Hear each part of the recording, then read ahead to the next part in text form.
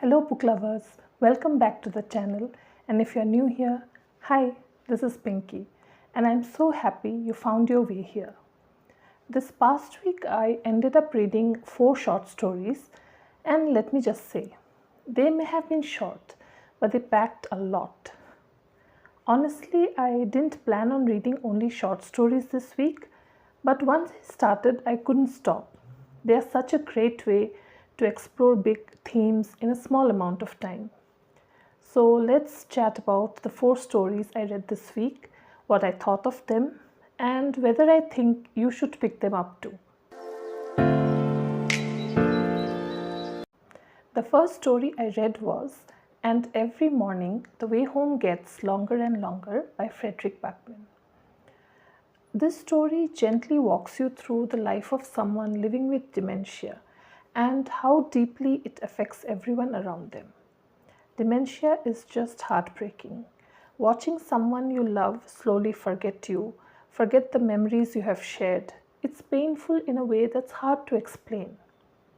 And even though you know there's no cure, no way back, a small part of you still keeps hoping that somehow the memories will come rushing back. Frederick Backman captures all of that in just a few pages, and his writing absolutely stunning. This one's very touching and worth your time for sure.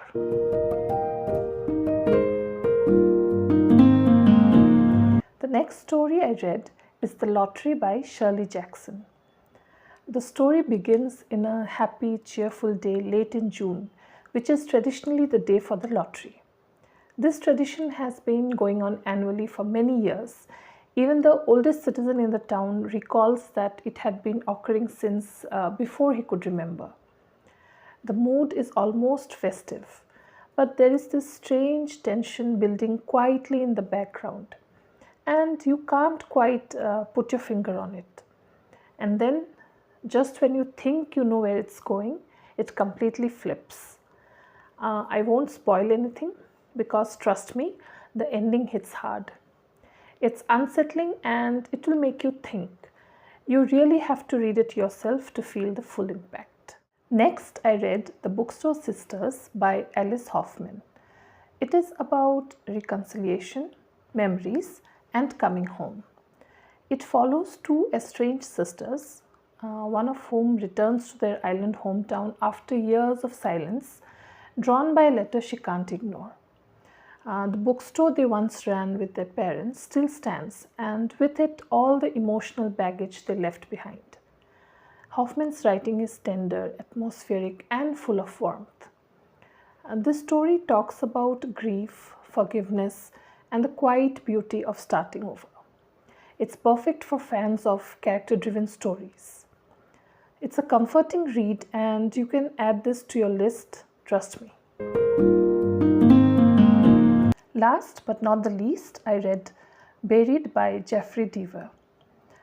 So this one follows Edward Fitz, who is an old school journalist, the kind who still believes in digging for the truth the real way. No fancy tech, no lazy Googling. He's out there, chasing leads in person, doing the real work. But things get intense when he starts looking into a case involving a serial kidnapper known as the Gravedigger.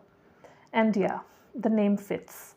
And this guy buries his victims in hidden underground spots and leaves behind creepy rhymes and riddles, almost like he wants to be caught, or maybe just wants to mess with the cops.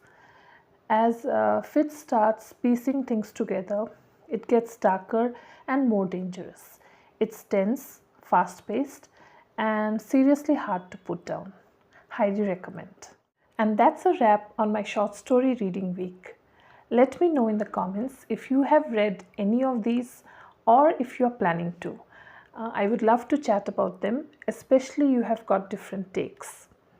Also, if you have any short story recommendations, emotional, dark, weird, anything, please throw them my way.